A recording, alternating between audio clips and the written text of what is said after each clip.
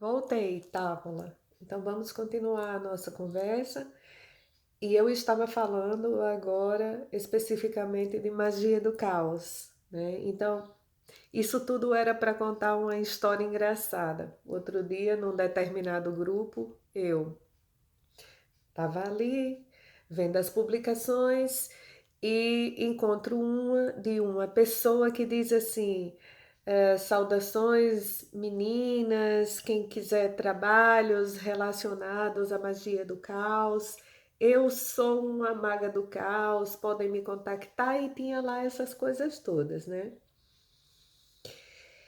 E eu fiquei olhando para aquilo e pensando comigo, é incrível a quantidade de pessoas que acessam esses grupos em busca de um esclarecimento, de um caminho, de uma luz para que elas possam melhorar a sua própria existência, para que elas possam compreender finalmente o que é estar na magia e fazer magia, e são condicionadas a pensar que para percorrer esse caminho tem necessariamente que passar por pessoas como esta, né? E depois, ao ler o texto ah, dessa nossa irmã em questão, eu fui estabelecendo ali conexões de onde vinha esse conceito, o que é que ela estava definindo ali como magia do caos, e eu como sou, assim,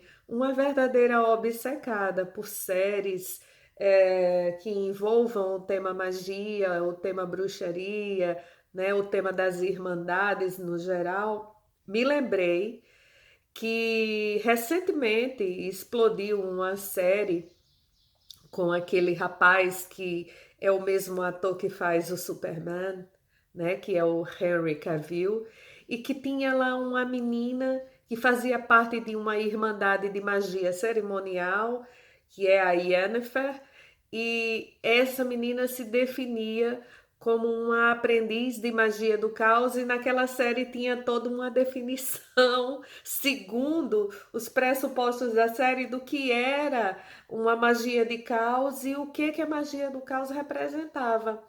E aquilo tudo que aparecia na série eram exatamente os elementos que apareciam na definição dessa nossa irmã que estava propondo um serviço de magia do caos.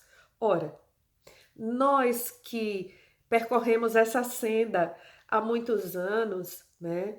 Iniciados ou não, se tivermos um pouquinho de conhecimento, sabemos que a magia do caos é de fato uma magia cerimonial, especificamente ligada à telema do Aleister Crowley, mas que são necessários muitos anos de domínio da arte e de um aprendizado completamente contextualizado para que isso ah, se torne favorável de se manipular através do praticante, né? A magia do caos, ela existe, não naquele contexto fantasioso, naquele contexto cinematográfico, mas a magia do caos, ela consiste basicamente em trabalhar com um lado sombra, né? E é por isso que ela está muito relacionada com aquilo que a gente chama de o caminho da mão esquerda, né, que é um caminho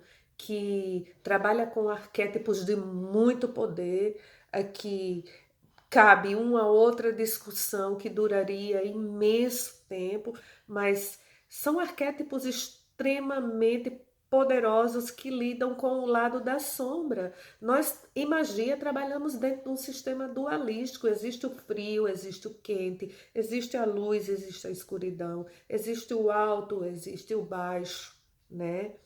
É, e é dentro dessa dualidade que a gente encontra ordem e caos. E o que é trabalhar com o caos? É trabalhar com uma magia que ainda não foi propriamente esclarecida dentro do coração do praticante para que ele possa canalizar. Então, é algo extremamente delicado, que exige muito estudo, exige muita dedicação, né? E as pessoas que trabalham magia do caos muitas vezes desistem até de trabalhar com magia primordial pelo fato desse caminho ser um caminho que exige muita dedicação, que exige todo um esforço e concentração mental do mago, né?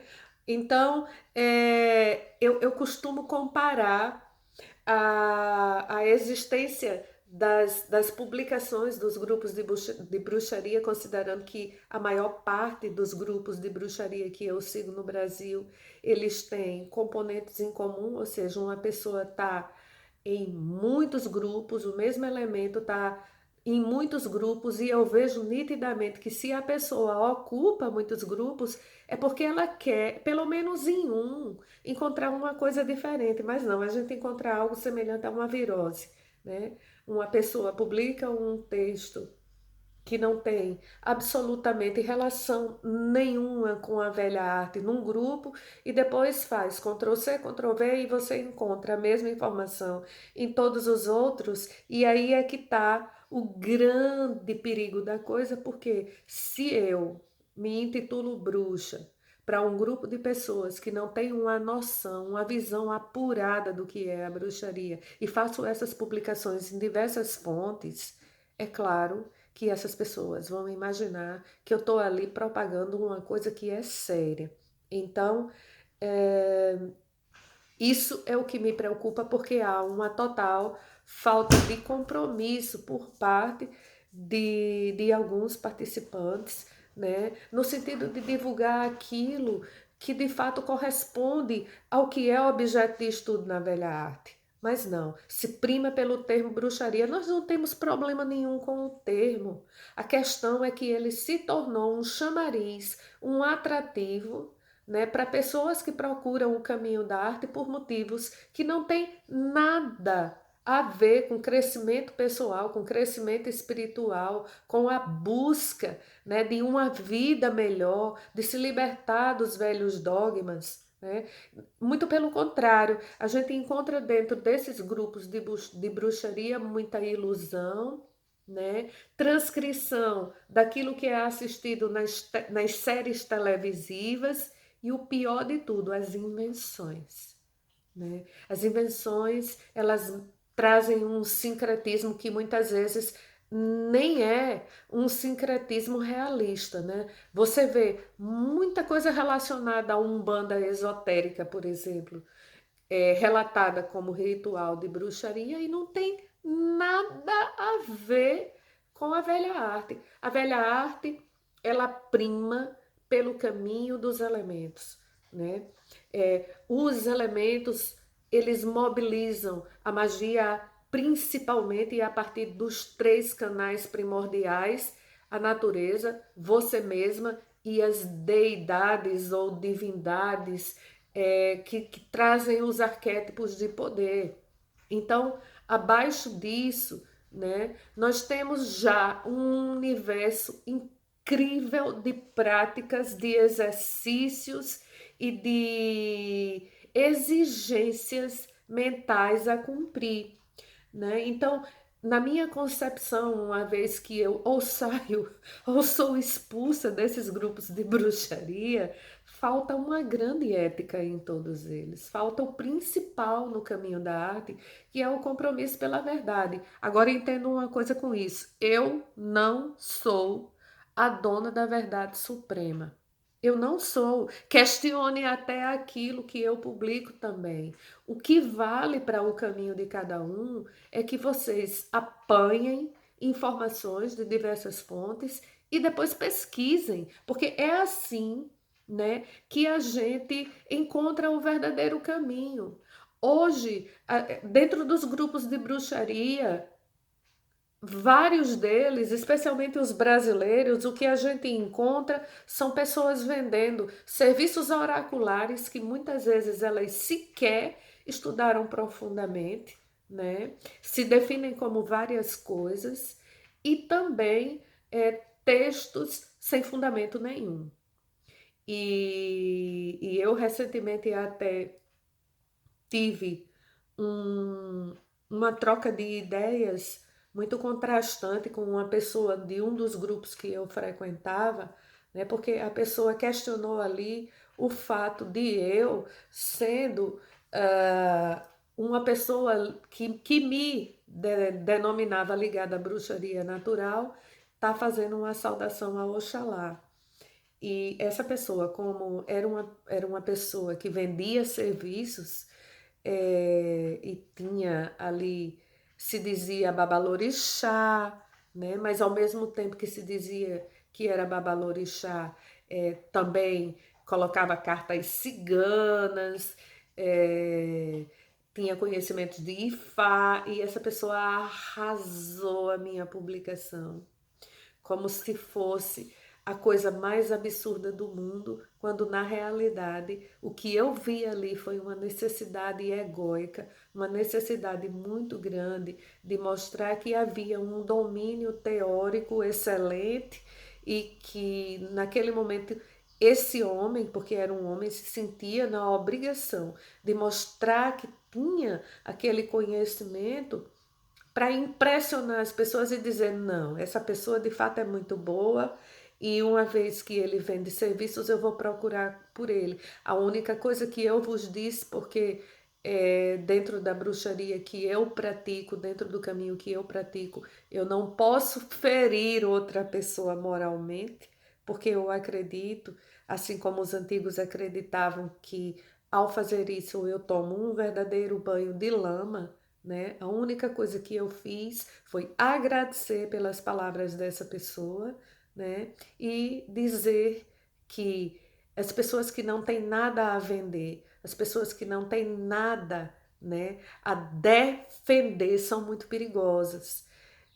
Para as ideias pré-concebidas, e eu não precisava comprovar nada, nem a ele nem a ninguém, porque eu não vendia nada, né? E aí eu caio com esse exemplo diretamente na questão dos métodos oraculares, porque os grupos estão cheios de pessoas que prioritariamente leem tarô. Hoje em dia, existem pessoas que não sabem sequer a diferença de um tipo de tarô para outro, mas são tarólogos, se revestem dessa propriedade, e se nós formos, né, conversar com essas pessoas sobre os arcanos do tarô, a relação deles com o hermetismo, a relação deles, né, com, por exemplo, a magia do caos que eu já citei, essas pessoas não sabem.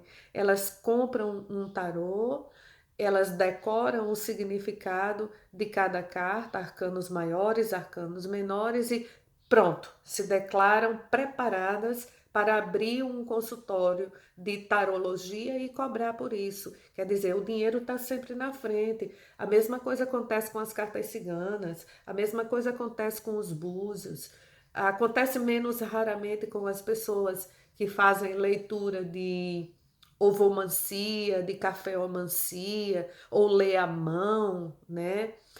Mas todas essas pessoas que praticam o método oracular, elas cobram por isso. Se eu acho isso errado, não, eu não acho errado.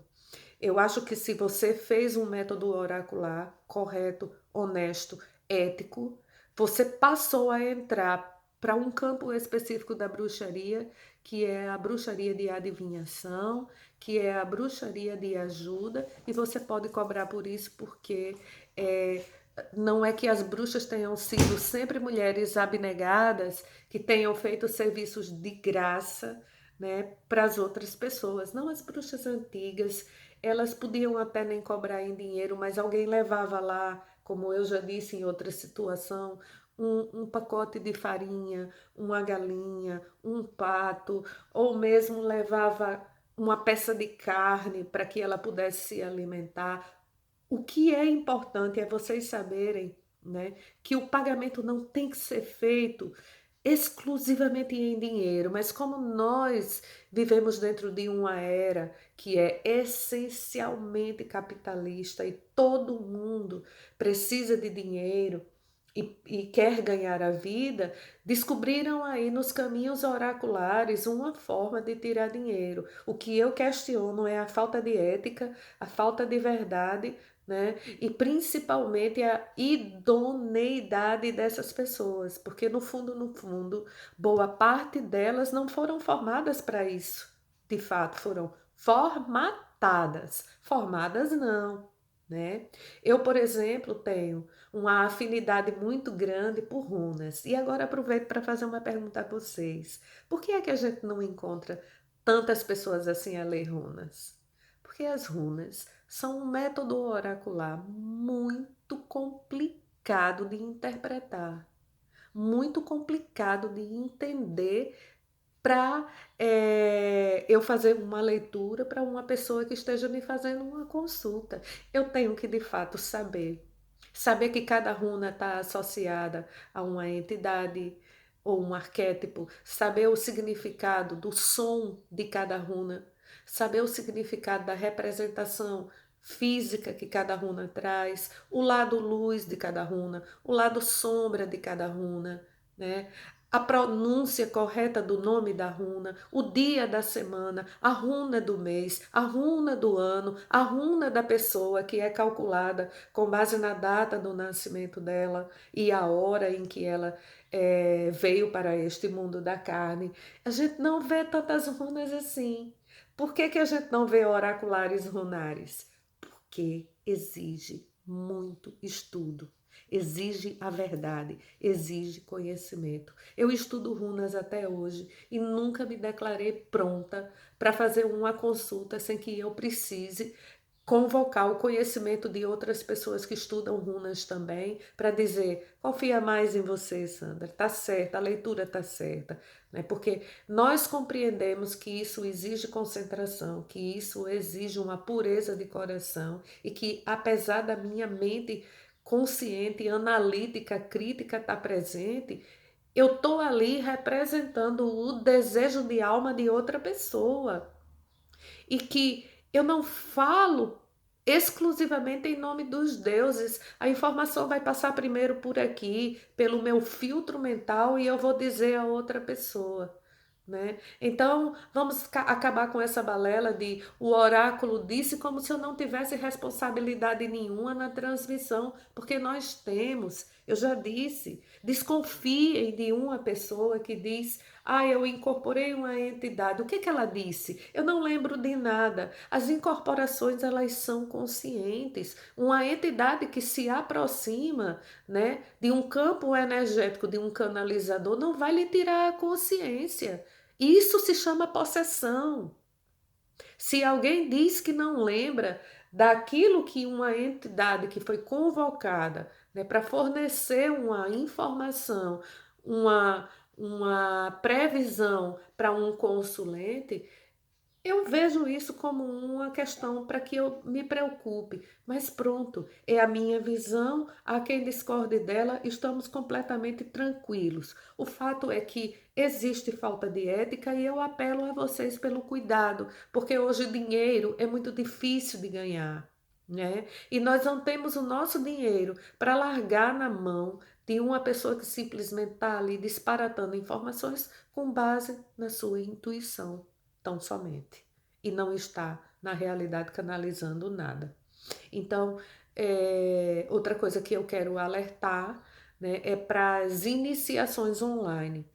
Ora, a velha arte diz que quando alguém procura por um conselho, procura por uma palavra, é porque essa pessoa está tentando abrir a porta do caminho. E na tradição, pela iniciação, ninguém nunca deve cobrar, né? Se você faz um método oracular, um serviço, isso se cobra, ok, mas a iniciação, que é isso que eu faço na tábua todos os dias com vocês, isso é um compromisso de quem veio com o trabalho da luz como missão de expandir a luz para as outras pessoas.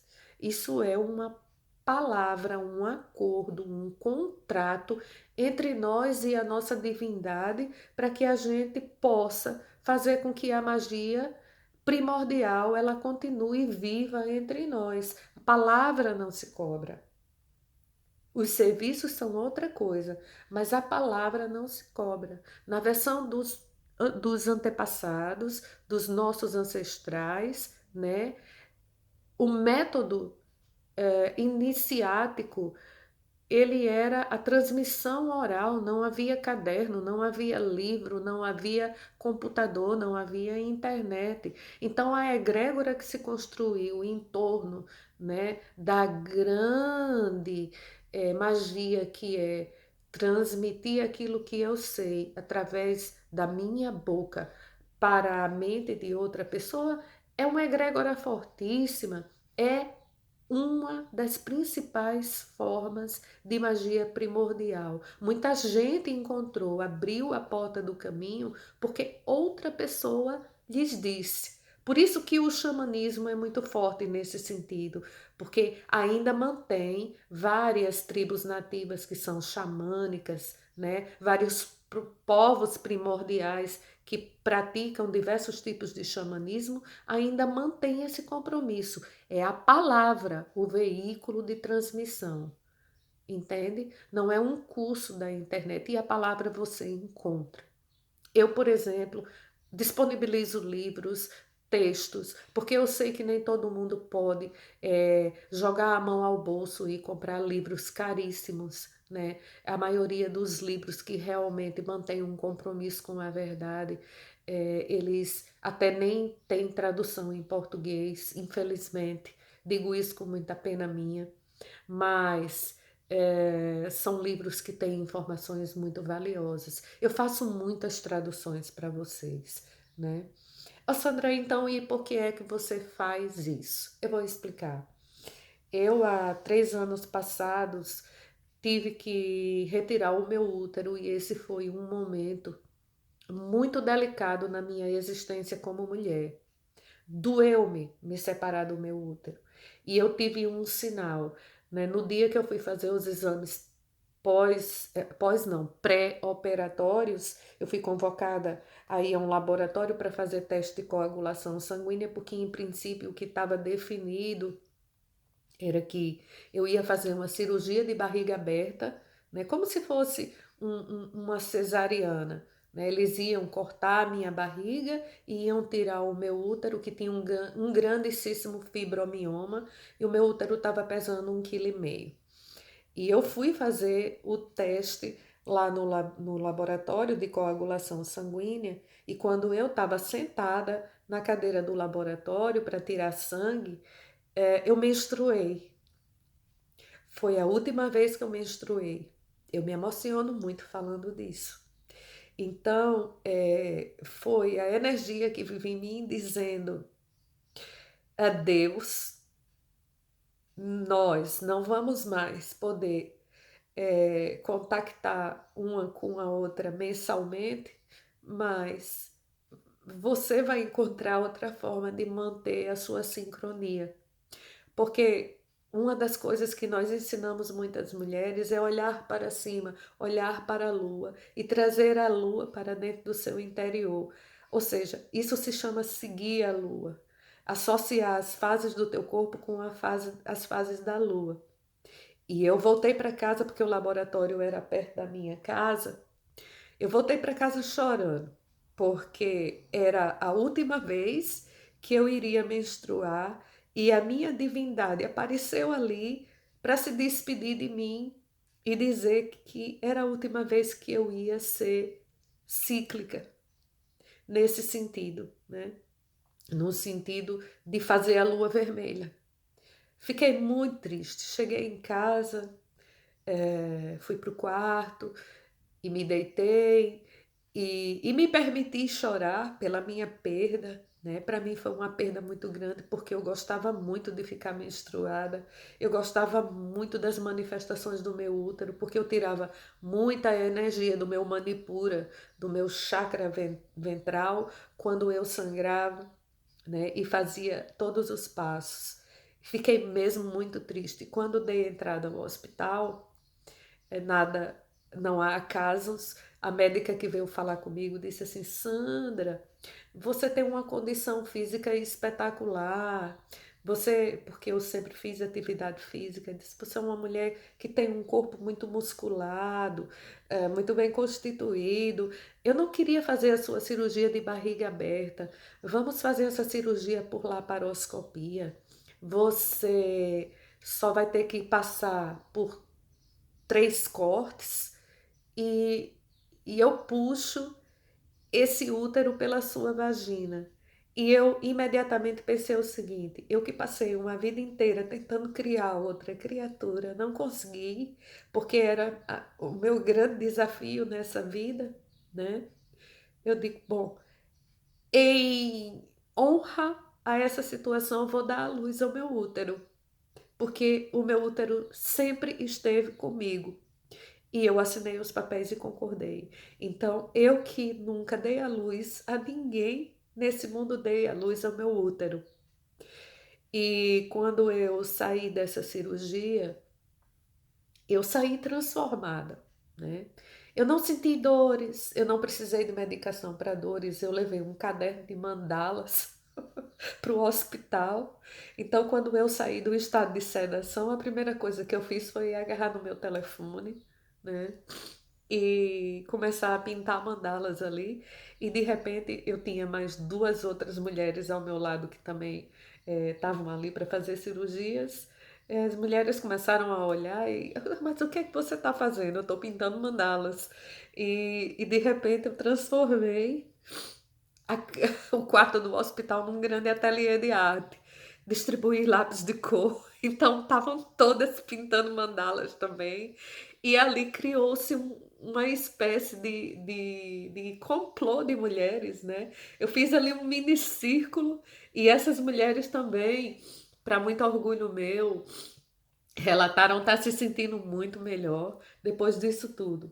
Então, na cama do hospital, naquele momento tão delicado da minha vida, eu disse a Deus: eu, se fizer a diferença na vida de uma mulher, terei a luz compartilhada. Então passa a ser o meu compromisso de criação a partir de agora, porque a energia de criação é a energia do Manipura, é a energia do nosso Ara, que é um ponto energético situado aqui acima do umbigo.